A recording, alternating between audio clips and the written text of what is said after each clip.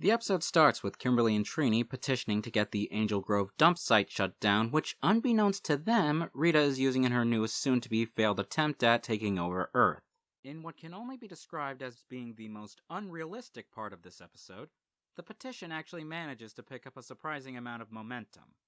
This is where my suspension of disbelief is stretched to its limit. Space witches on the moon who send monsters to Earth? Believable. A giant floating head and 90s C-3PO living in a remote desert area of what is probably Los Angeles? I can buy that. 5 teenage superheroes who pilot giant robots and somehow never get found out about it, despite wearing the same colors as their outfits every day? I'm sure something like that happened and we just weren't paying attention. But that many high school kids in the 90s caring about the environment? Now you're talking crazy!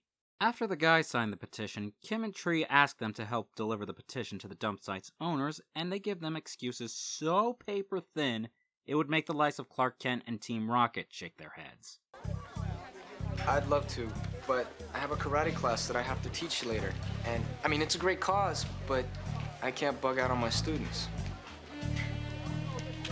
Well, I must also decline. See, I'm president of the Science Fair Committee, and today's our first meeting. I'd love to, ladies, but Alpha, he said he has something super important to talk to me about right away. I promised to meet him. Sorry. Really believable, guys. So, thanks to them flaking, the ladies go on their own to the dump site to deliver the petition to have it shut down, not knowing about Rita's trap until the putties ambush them. Rita uses this distraction as an opportunity to send down the monster of the week. Meanwhile, in what surprisingly turned out to not be one of the guys trying to weasel out of helping Kimberly and Trini with their conservatory crusade, Zack is at the command center with Alpha, showing him how to dance. Really, Alpha? This is what you needed to talk with Zack about.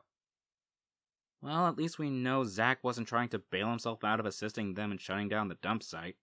Jason and Billy still aren't off the hook, though. After saying that Kimberly and Trini are outnumbered on the viewing globe, Jason and Billy are brought to the command center to be briefed on what's going on.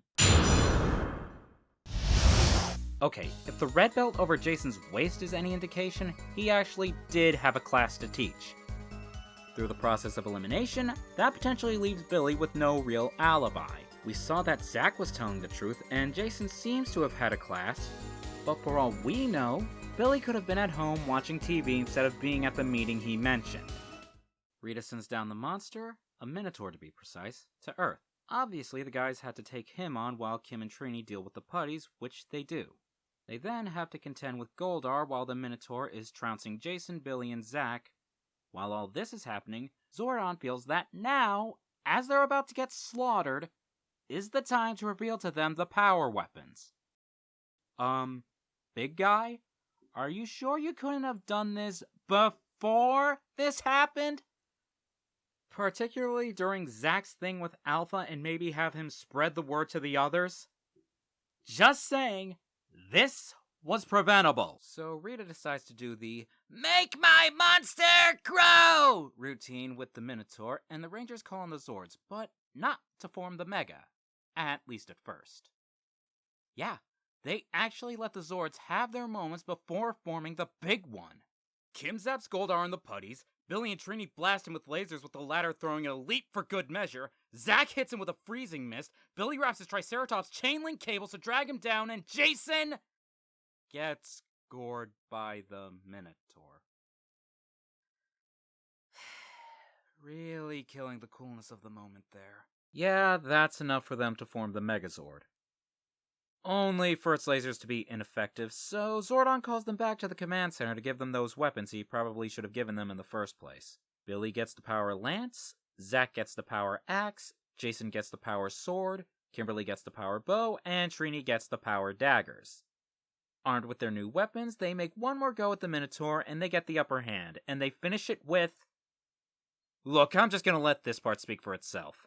Rangers, the time is right to bring these weapons together. Your team must act together as one. You heard it, guys. Let's do it. Right. Morphin.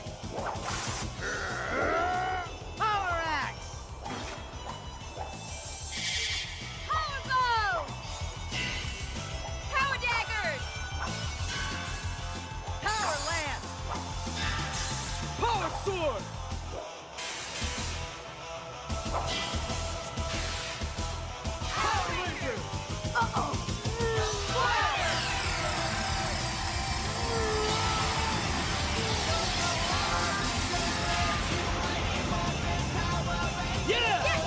Just awesome. After all that, the team returns to school to be met by their principal reprimanding them for not cleaning up the mess from earlier made by Bulk and Skull.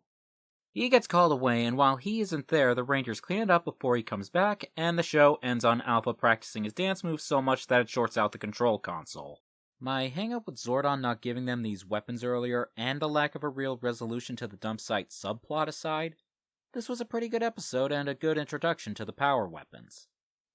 Before I forget, and for the sake of making this less confusing since there are going to be times where the names are interchanged, I'm going to be calling Jason's sword the Power Sword, and the Megazord sword the Mega Power Sword.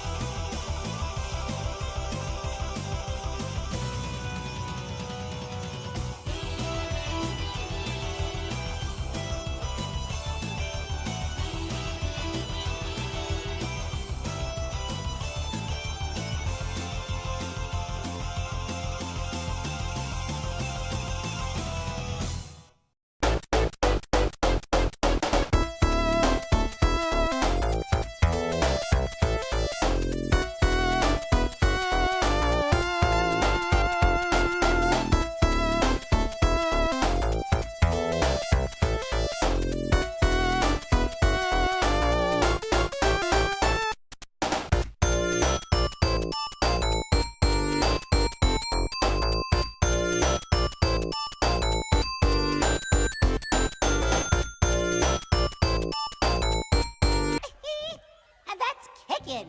Ay, ay, ay, ay, ay.